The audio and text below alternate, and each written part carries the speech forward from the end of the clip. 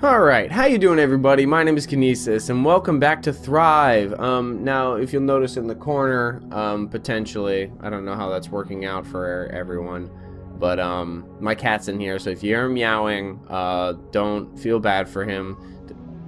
He's in timeout, and so I'm keeping him in here with me because he just doesn't want to play nice with his sisters, so I'm terribly sorry for that.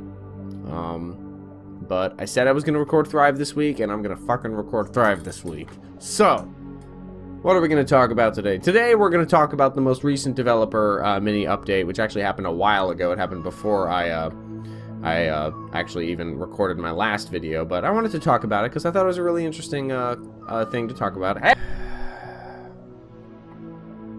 Carly took him, so now it's just you and me. Ugh. Yeah, I have issues with his fucking behavior. He has been treating his sister not well, and that upsets me. But you know, that's not really something I can control right now. However, what I can control is becoming the ultimate organism. So, what I was going to talk about, the newest, most recent mini update was just talking about, you know, what are we thinking as far as, you know, what these planets are and what they do. Ooh, that's a lot of nice stuff. I'm going to take that if I can. Yeah, look at all that good stuff right there.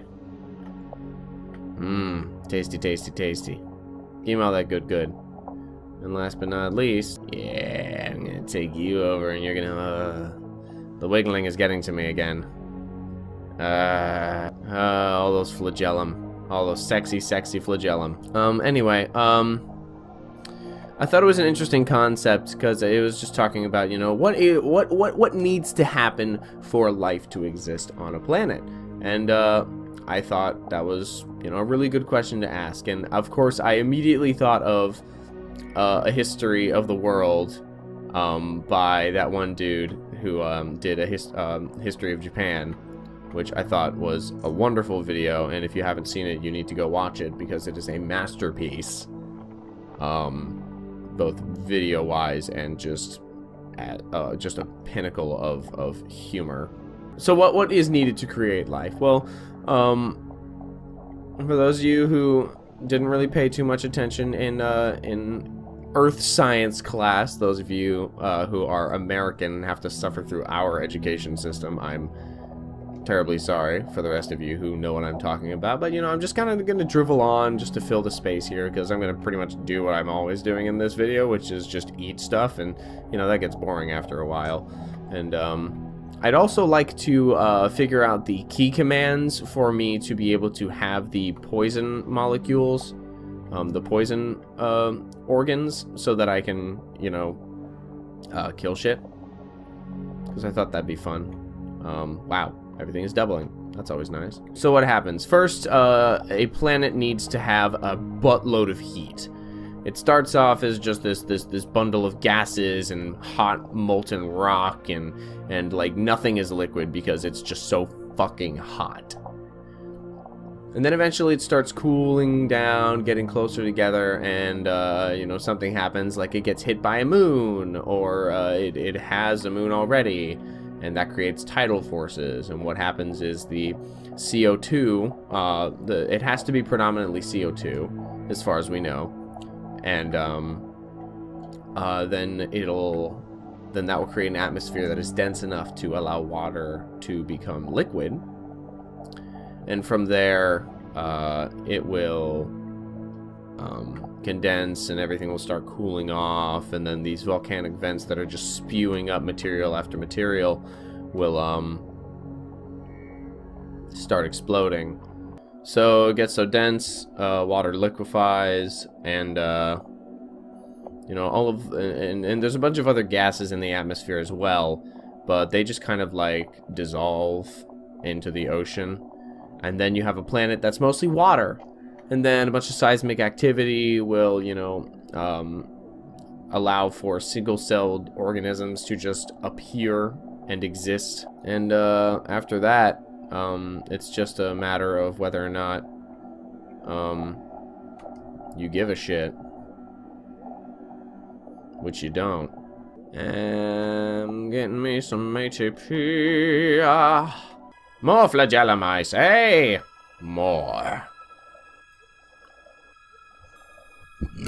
Excuse me. Nothing wrong with being faster.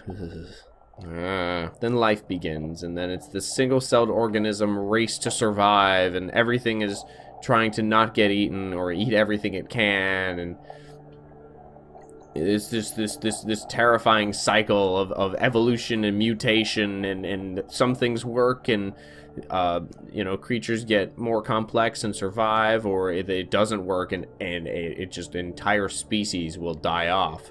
But the beautiful thing is that, you know, there's always life. To quote fucking Jeff Goldblum from Jurassic Park, you know, life always finds a way. And it's absolutely true. Life is always going to take its foot and kick you in the dick. I don't really know what happens after that. I can't remember. I just know that things get bigger, and then there's like a Cambrian explosion where everything gets multicellular, and then there's like a bunch of fish and mollusks and shit. And are you gonna keep hitting me?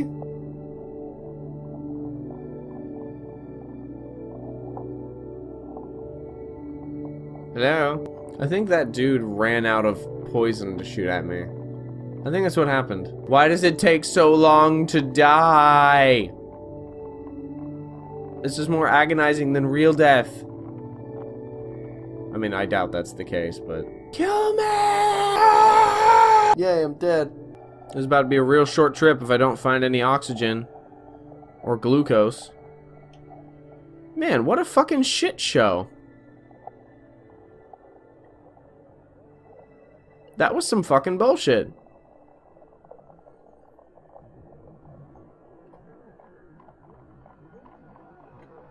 This is some bullshit. Gonna just load my quick save, because fuck having an extra set of tentacles. I still think that I should be able to absorb more the bigger I am. That is another mechanic I think you should consider, is just the amount of cytoplasm a cell has should be a reference for how much it can absorb at one time. And if it is, great. Make it better, because I am, like, absorbing like a fucking hoss, and I just can't absorb enough to equal the same amount of shit that I am trying to produce here. Oh lordy. Another thing that I've seen in a lot of the developer conversations is that they're really interested in trying to implement tides and, you know, currents and stuff within this world, which I would be all for, because that could technically save your life when you are such a high level cell like me and you've just got all of this shit. You've got just all of this shit that, you know, all this health, and then you run out of materials and you're slowly dying and it takes forever for you to die. But if you're in a current, you could get carried to somewhere where there's enough materials for you to start breathing again, and that would be fucking great. And I think that would definitely reduce the likelihood of horrible death, is what I think. You are mine.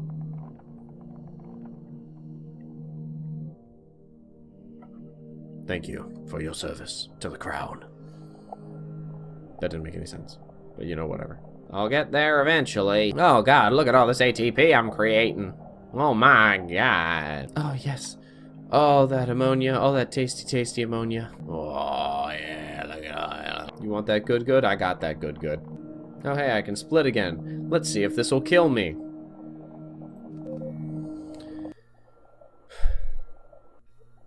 Hello? Well, I don't...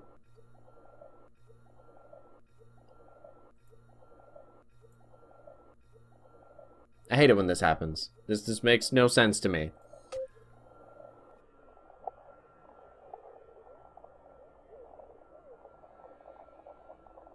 Alright, let's go this way and hope something's there. Oxygen. Right off the bat. That's a good sign. Oh, oh, oh, oh. And I'm alive. These first few moments are always the most terrifying. Excuse me. I haven't had anything for breakfast. Yeah, I actually woke up this morning to a little bit early before any of my classes so I could come in here and record, because I just missed you guys that much and I just wanted to have a good time. So, yeah. Because I love you. I love you all. In, like, the creepiest way possible. Like, imagine the most uncomfortable way that a person you've never met could love you. And that is not at all what this is. Because that is very inappropriate. And, nobody should ever be forced to, interact with someone that they are not comfortable around, because that is just not a good way to live life. And that cloud of yellow looked very much like a penis. This one looked like a video game controller. I used to love cloud watching. Like, weird tangent here. Like, I know I just got really serious about, you know, just treating people over the internet properly, but, like, I used to love cloud watching when I was younger. Like, I would go to parks with my family, and we would just lay on the grass, and we would, just, you know, describe shapes that we saw. And, I remember when I was really little, we were told to go outside. It was for an art class, of course, but we went outside. We had to pick a cloud, and we had to draw it. And I, for the life of me, absolutely saw a dragon's head in the clouds. Like, giant. Like, it was one of those, like, giant, big, puffy clouds that, like, goes up, like, for miles. In actuality, if you were to, like, to stand next to it, it would just go up forever. It was in the distance, and to me, it looked exactly like a dragon's head. And it was the coolest thing ever. And so I drew it, and then we took, cotton balls and made them look like the actual clouds for some fuck all reason. But I don't know, that always kind of stuck with me, because everyone else did stuff like, I saw a duck, or I see a doggy, or I see a man and a woman dancing, and I'm just like, I see a dragon. And I don't know, that was kind of like, that was kind of my I like turtles moment as a child. I feel like everyone's had that moment. It's just like, hey, do you like being a zombie? I like turtles. It's like, same kid, same. You know, but I don't know, that's something to, I think that's something for y'all to think about. You know what, let me know in the comments below what moments you've had as a child, you know, were just like very strange, that are probably a little cringy. You know, tell me your cringe moments. I've got plenty of them. Let me see, what else. I remember I asked the cutest girl in school to dance with me at it was at like the winter, this was in a Catholic school, so bear this in mind. So like, asking a girl to dance with you was already risque enough for me. Let me see, I asked the cutest girl in school to dance with me at the dance, and of course she did, but I just remember I didn't look her in the eyes the entire time. I was just like beet red, and I was just looking at the floor, just like, Gah! And then I realized that if I was looking at the floor, I could also be looking at her boobs. So then I looked up, and I was just like, ah! I was like 12. It was the most uncomfortable experience I've ever had. It was awesome, because, you know, I got the girl that I had a crush on, you know, I got her to dance with me, but it was also just like the most terrifying experience. And if you're wondering if I've gotten any more suave, no, I have not. I have gotten exactly 0% more suave as the years have gone on. So there's that. I am just a sad bean of anxiety and sadness. Other cringeworthy moments. Jeez, I can't, jeez, I gotta be careful, because, like, a lot of my cringeworthy moments as a child were like, oh, fuck, I'm dead. I'm getting a little too real on this video. Let's bring it back. Let's bring it back. Let's bring it back. Funny stuff, laughy laughs. Haha, ha ha ha ha ha, something looks like a penis. Haha. Haha, it's so funny. So yeah, back to, you know, origin of life and all that. There are a number of things that need to be present for life to exist. Number one, as far as we know, It's oxygen. We have discovered that silicon, that there are organisms that could be silicon based, as opposed to us carbon based life forms, but I don't think we've discovered anything beyond single-celled organisms. But that's neither here nor there. That's still kind of cool, though.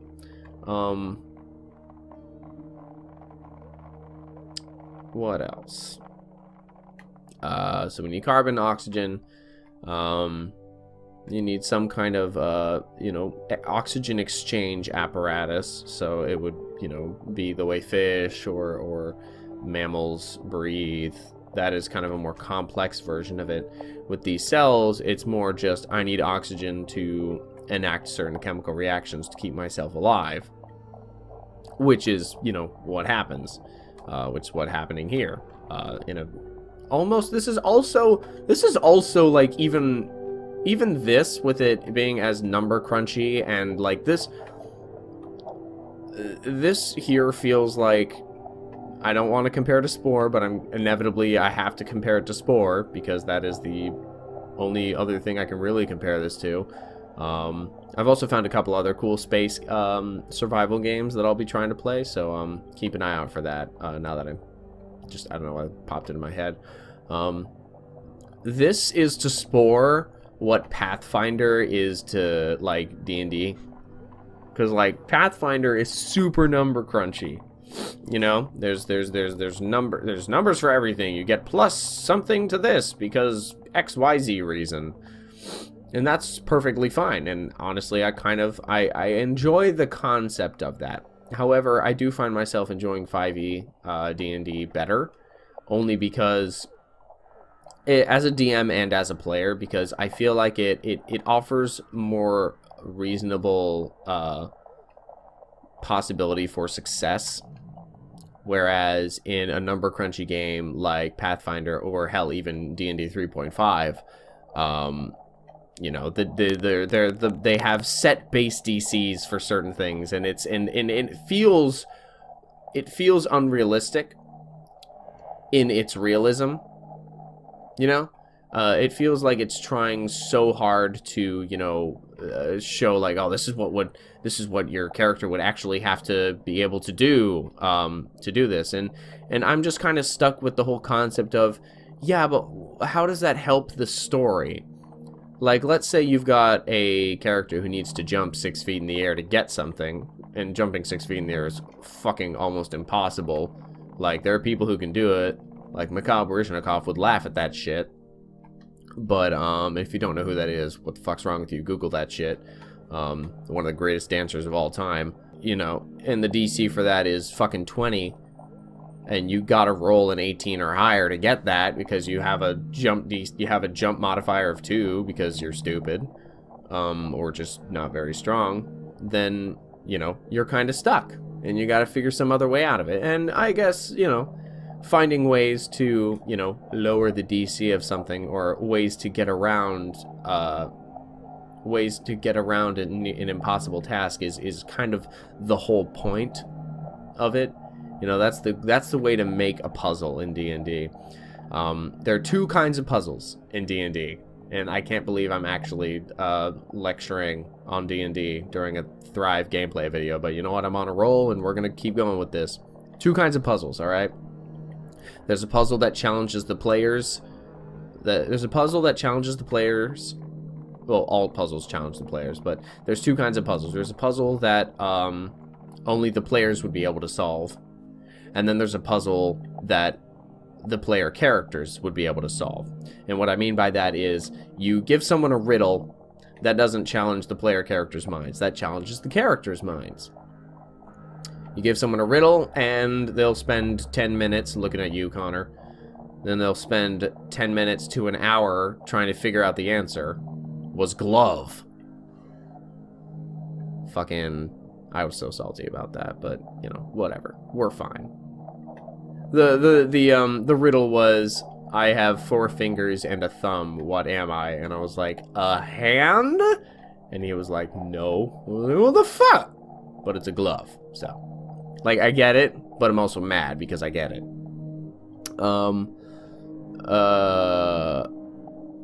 So there's like that kind of stuff. There's riddles, there's logic puzzles, you know, moving stuff around.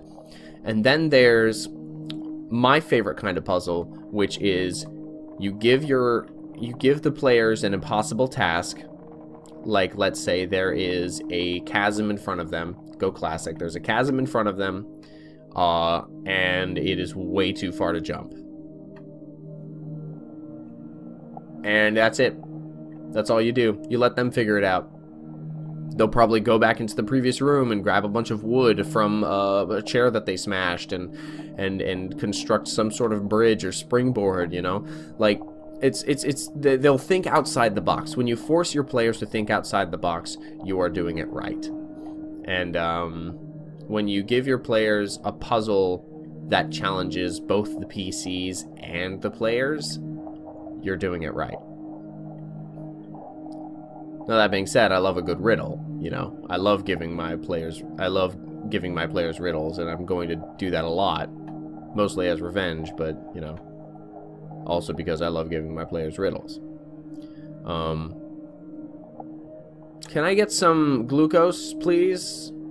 Anyway, the whole thing I was saying about what I like about D&D is that it allows your character to, I'd like a challenge that doesn't necessarily rely on numbers, is what I was trying to say. I like a challenge that, you know, still allows your character to be a hero. Because they're supposed to be heroes, unless you're doing an evil campaign. But even then, they're supposed to be extraordinary people.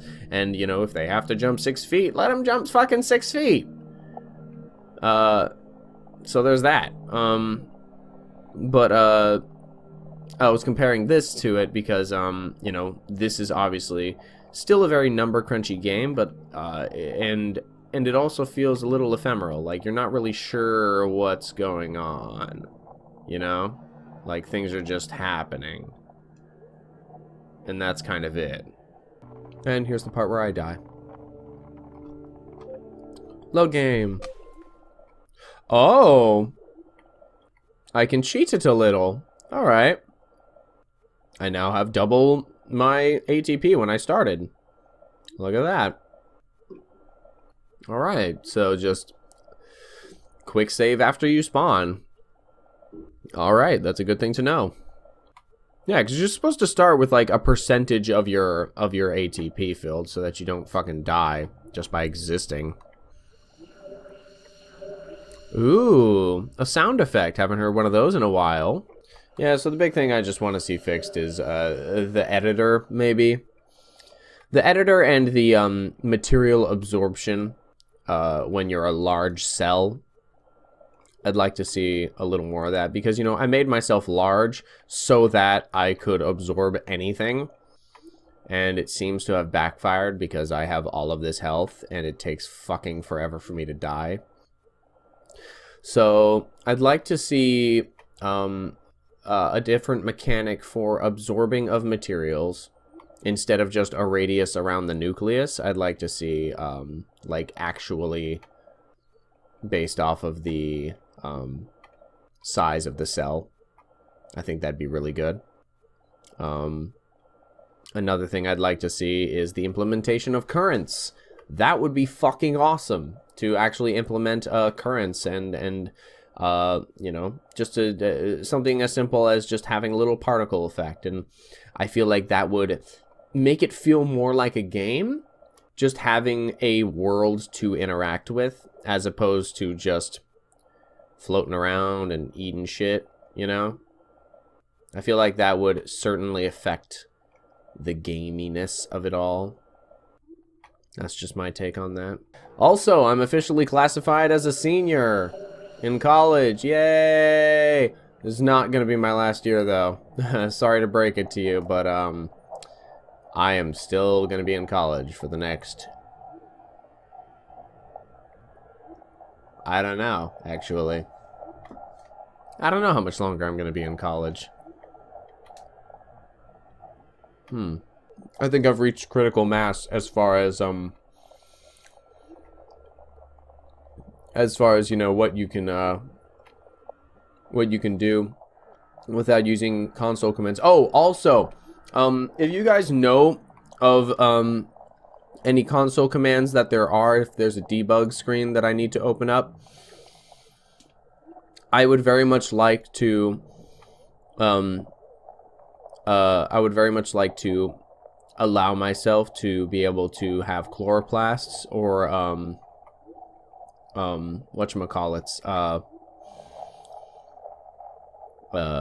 those poison, those toxin shooters, whatever the fuck they're called. They've got a cool name, I bet, because I didn't give them a cool name.